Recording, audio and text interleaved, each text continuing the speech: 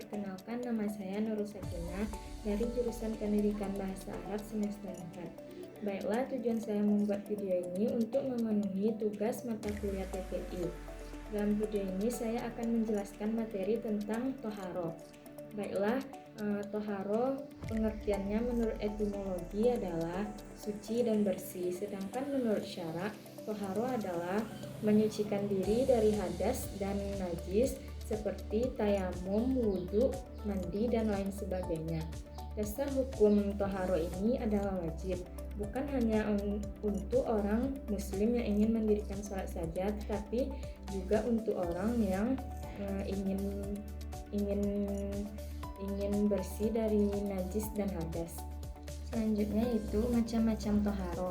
Macam-macam toharo ini terbagi menjadi dua.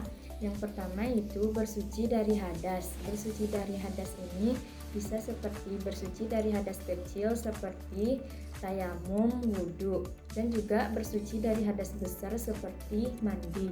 Selanjutnya itu yang kedua, bersuci dari najis. Maksud bersuci dari najis ini yaitu menghilangkan najis yang melekat pada tubuh, pakaian, dan juga tempat. Selanjutnya itu macam-macam najis.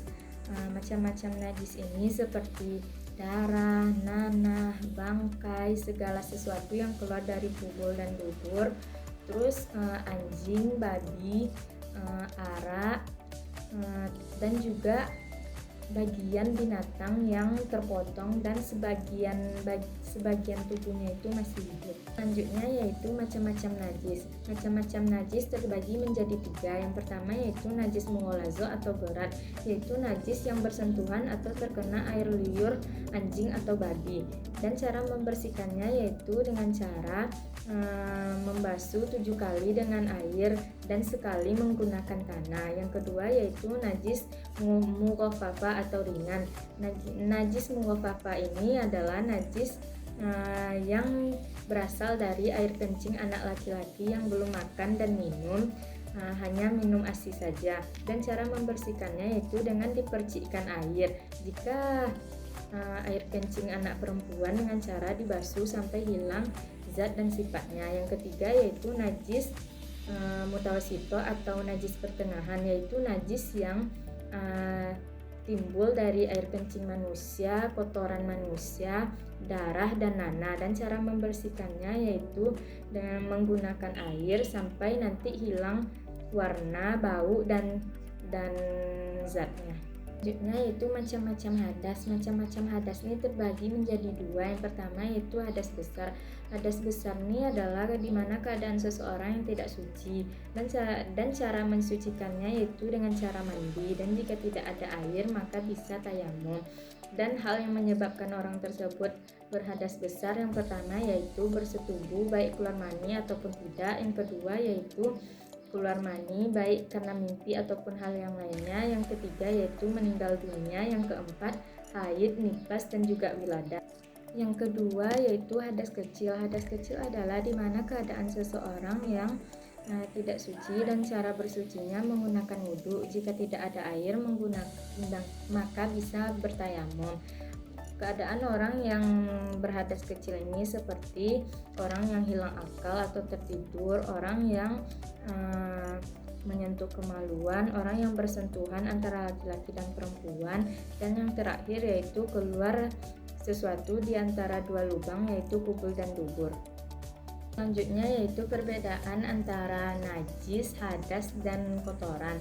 Hadas dan najis ini sama, penghalang untuk melakukan ibadah seperti sholat. Hadas ini adalah suatu keadaan yang tidak ada benda atau zatnya.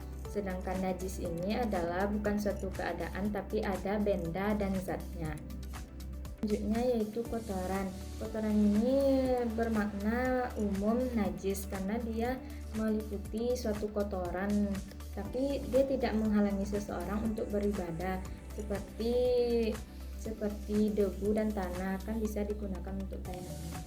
Selanjutnya yaitu pembagian air. Air ini menurut hukum terdapat 4 bagian. Yang pertama yaitu air yang suci dan mensucikan, yaitu air mutlak. Itu adalah air yang bisa digunakan untuk bersuci dan wajar digunakan. Yang kedua yaitu air yang suci dan mensucikan tetapi makruh, yaitu air musyamas adalah air yang terkena sinar matahari yang menggunakan logam bukan emas. Yang ketiga yaitu air suci tapi tidak dapat menyucikan.